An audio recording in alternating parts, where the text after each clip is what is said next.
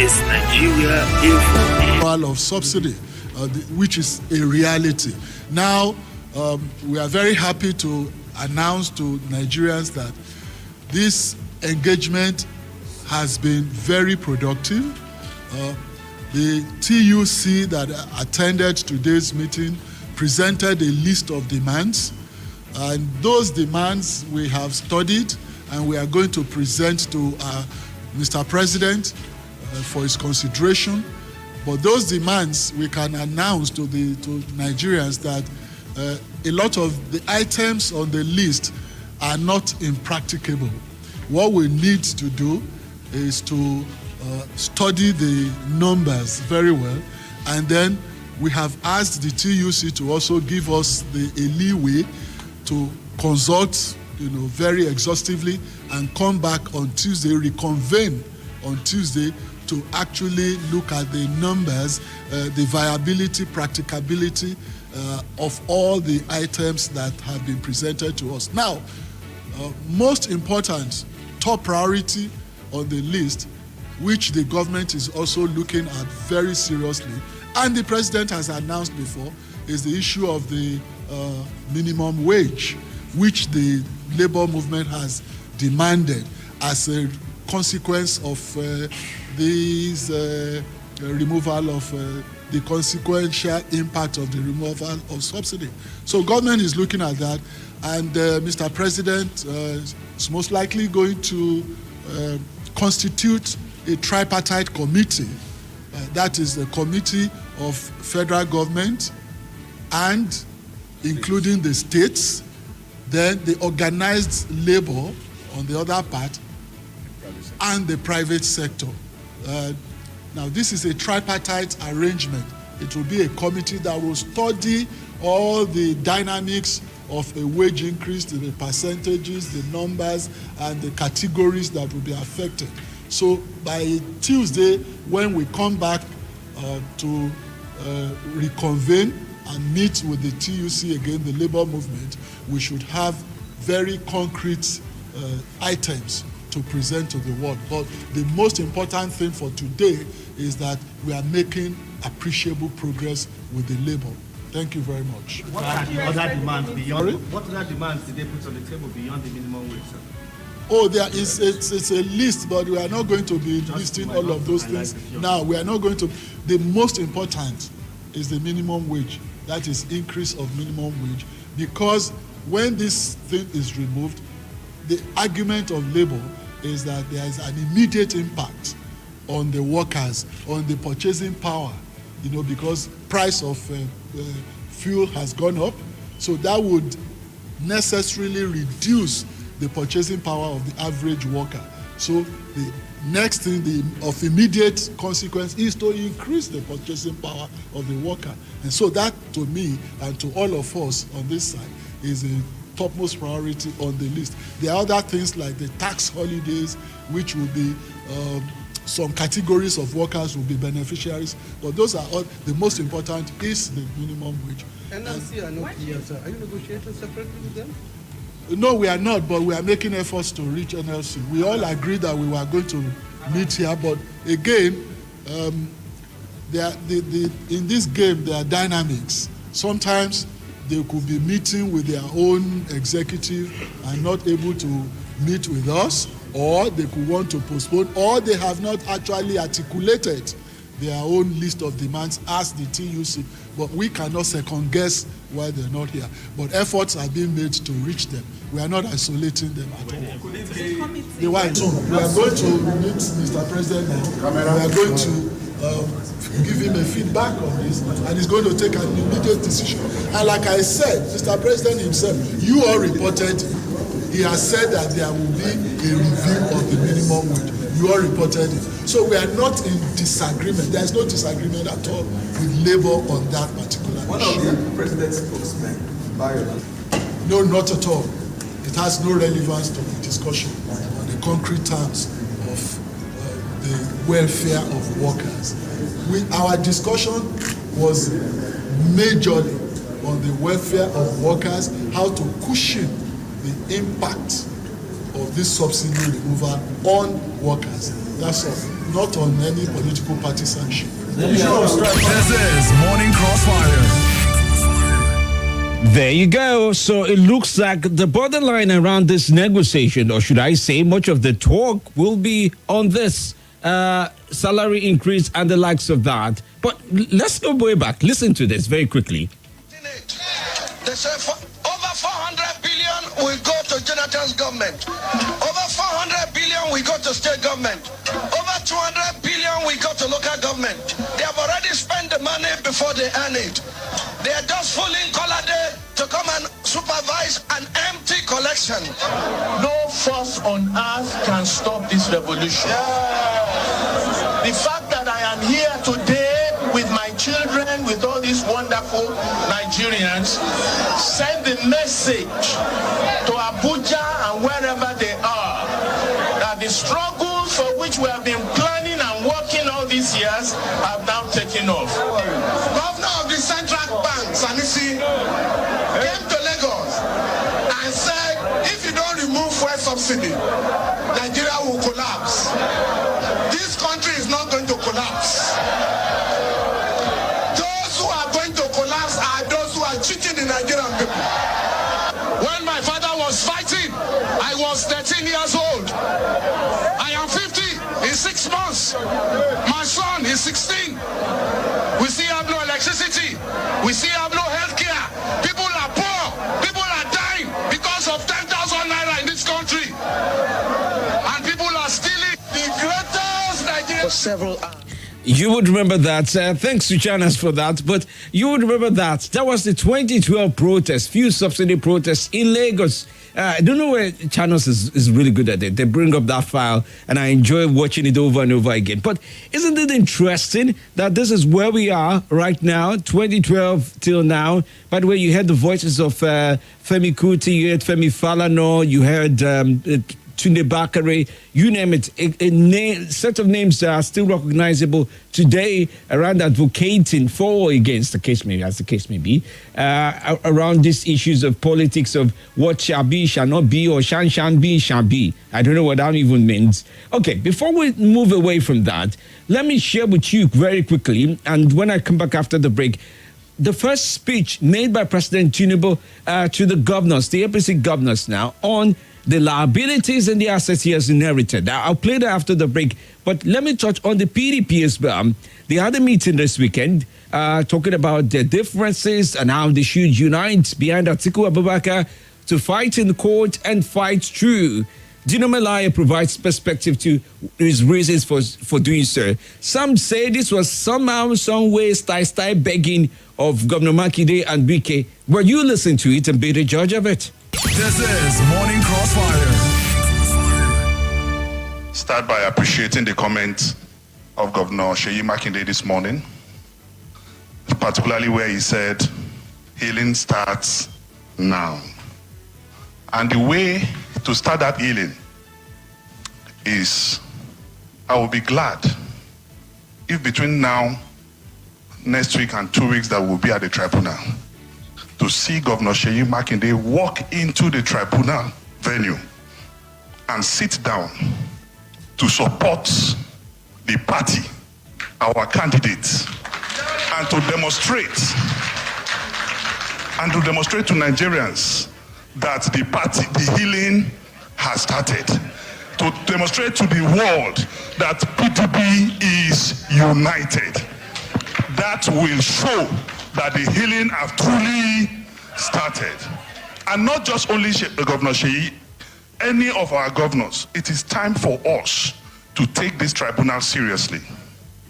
We should not just allow only our lawyers to attend these tribunals. Please, if you find yourself in Abuja, you can stroll in and spend 30 minutes, 1 hour. Let the world know that there's a new PDP that is big, that is strong and reliable, and we are one indivisible party, and we are supporting. This is Morning Crossfire. And you know where the remaining part of the story goes into into responding and the likes of that. I would see if I can get the chance to play up what Shea Makinde said that lead to the response from Dino Melai in that very arena. Okay, the healing process, as they say, has started. Who knows what it will lead to? In 90 seconds after the break, I will play what Atiku Abubakar said to the PDP elected officials. It was a retreat for the elected officials. They had meeting for elected officials. I'll play for you what he said, and then we'll move on to what the president said to Nigeria, to governors and Nigerians about liabilities and assets as well. It's an interesting morning. Just so much to share. Everywhere you turn, there's the news. Oh, by the way, just to mention as well, there's the part about where the Chief of Army Staff stated clearly what the President Tinubu said to the Security Council at their meeting. I'll be back. In the comfort of your home, on your way to work, in the mid. This is Nigeria Info. Nigeria Info.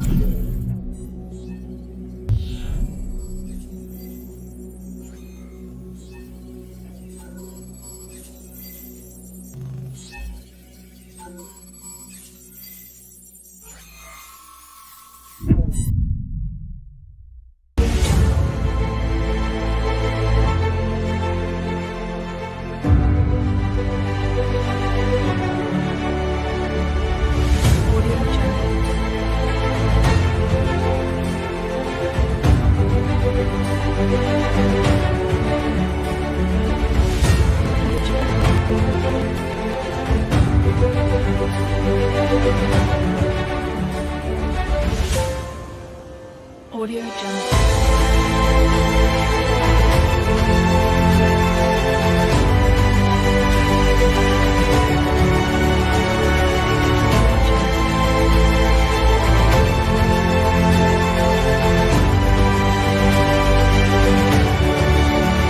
Nothing breaks the news like the news. Trust me, I can prove it. I do it every morning on Morning Crossfire from 5 a.m. to 9 a.m. on Nigeria Info 95.1, and I'm Femi D. Amede. Join the biggest conversation around the national politics every day in a way that is trustworthy, full of passion, and yes, covers the biggest politics and the stories that matter to you. See, you have all the reasons to find out what's going on in Nigeria and be engaged differently. Let's talk. That's the way to go, even this morning.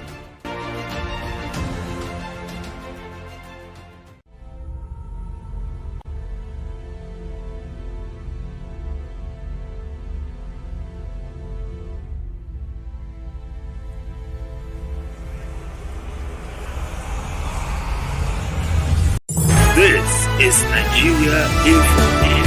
Nigeria Info.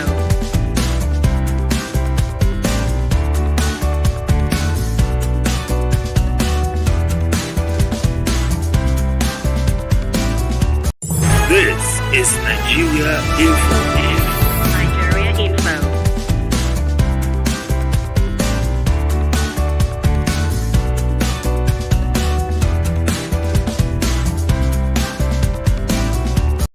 This is Nigeria Info. Nigeria Info.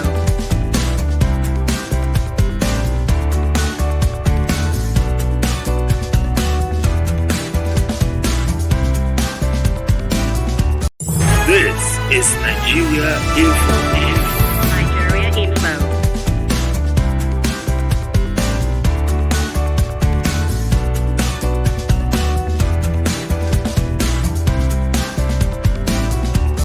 This is Nigeria Info. Nigeria Info.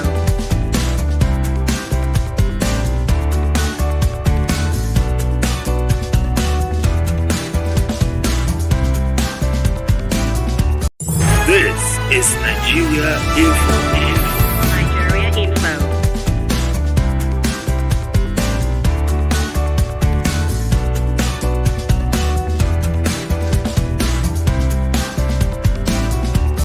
This is Nigeria Info. Nigeria Info.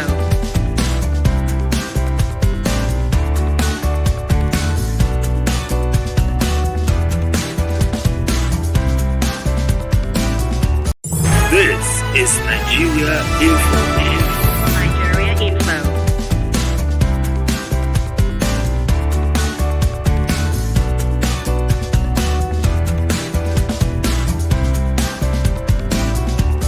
This is Nigeria Info. Nigeria Info.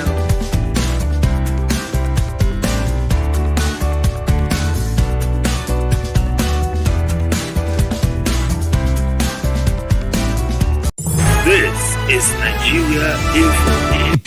Take a listen for yourself. Organism needing continuous rebuilding and improvement. Let us continue to rebuild it. The work of rebuilding our party involves everyone, including our elected representatives. And it will involve unity of purpose. So we must work hard at reunifying our party. Let's not continue to fight yesterday's battles. I like the statement of the governor of Oyo State today here. Let's not let our individual egos blind our vision of what a party is and what we should be doing for our party's growth and our country's development. Let us remember that our people need security, economic growth and development, educational revival, millions of jobs and decent wages for our workers. And let us not forget that our people need to be unified to face the challenges of nation building. This is Morning Crossfire. All right, so there you have it. Atiku Abubakar talking about vision for the people, begging for support from the members of his own party. Well, that mix of that. And by the way, Peter Obi also was in Abia State, where they speak to Governor Oti about not to disappoint the Abia residents, okay? I can take that on as well this very morning. Just so much to share with you. And yes, former governors, both in the PDP and the APC, did visit former President Muhammadu Buhari in Daura. They did go on to say kind words and about his service and his leadership and the likes of that. But we will join to continue to thank you. The Progressive Governors Forum has already adopted here as our pilgrimage center, Mecca, where we'll be coming on pilgrimage. And we will continue to do that with little disturbance, working together with the protocol department of this place. This is Morning Crossfire. Well, Governor Uzodinma there speaking about the fact that the progressive governors on their end will not hesitate to come to Daura with, of course, booked appointments with the protocol. Okay, so let's sway into what the president said. President Tinubu is talking about inherited liabilities and assets. Do you agree with him? Take a listen to this. This is Morning Crossfire. Thank you very much.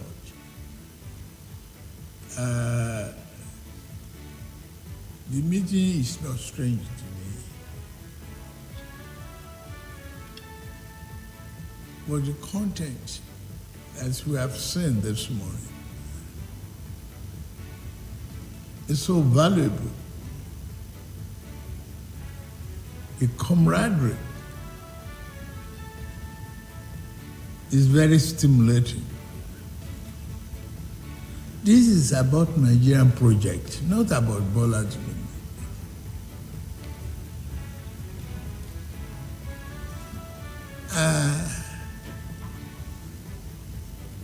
I don't have dealership in petroleum products. And I don't intend to have one.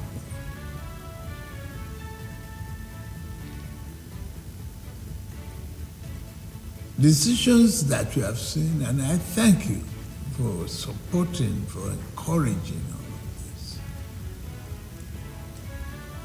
this. Is one, I inherited,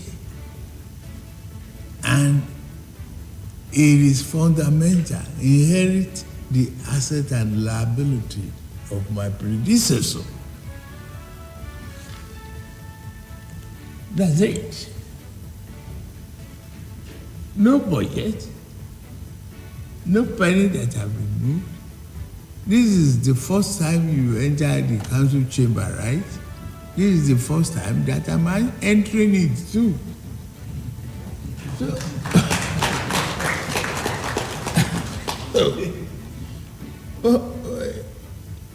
what is it? But we have to push on. We have to make the decision that affects all of us. And you, as progressive thinkers, philosophers, under the umbrella of our country, has a very serious role to play in educating the people and making sure that we manage ourselves. One, I will take the opportunity to appeal to you on the question, on the leadership of the National Assembly. Maybe get a committee to see the Senate President.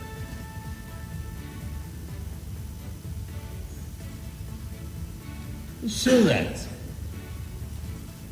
if there are areas, of conflict,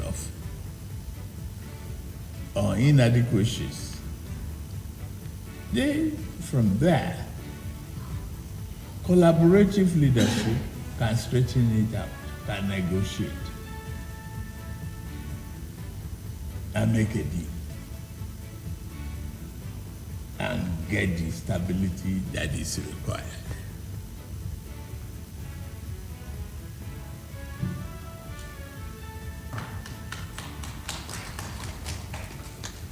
Two items,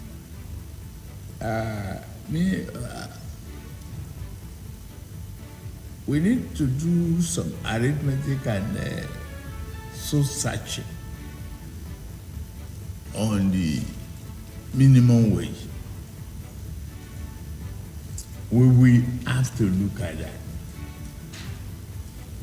We are digging deep into the revenue of the federal government.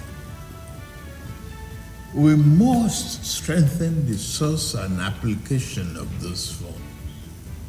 Where is it coming from? I had Security Council meeting yesterday. Two of the items, mainly security, then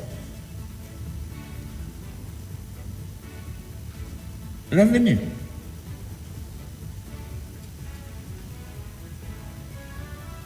We had our discussions, and I want you to please continue in that line. If we think together and work together, Nigeria of our dream is not far away.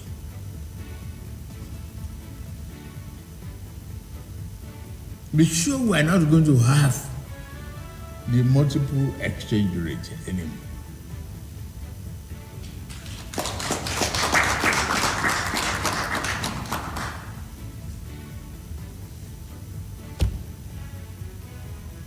To you, anytime it was late, they called for this meeting. And I said, okay, set aside my time. I must be here. That's it. It's a response to you. We equally have a political party to manage. whichever way you skin it, we are still playing politics.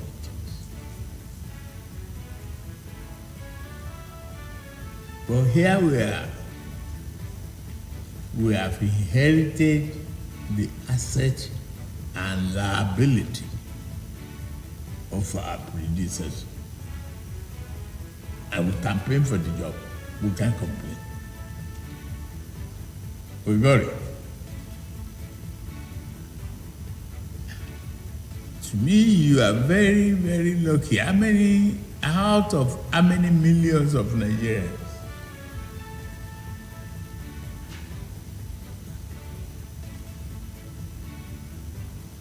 that will now come out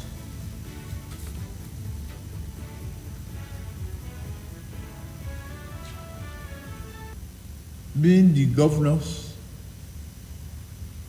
and particularly governors from our party. I just need to appeal to you. Put yourself together. Let's constantly deliberate, think together. And I maintain an open door policy. Get that one clear.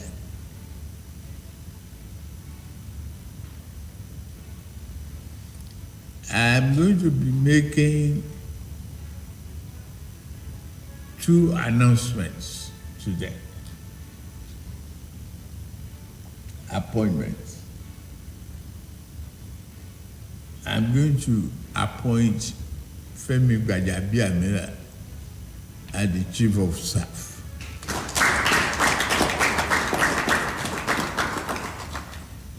And I'm going to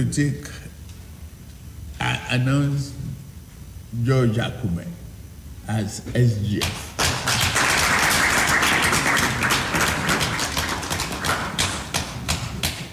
So if we take photograph, you like to smile, we smile. If you don't want to smile after that, that's the end of it. I think I should respect you by giving that to you in this chamber firsthand. That's it. May God bless Nigeria. May God bless all of us.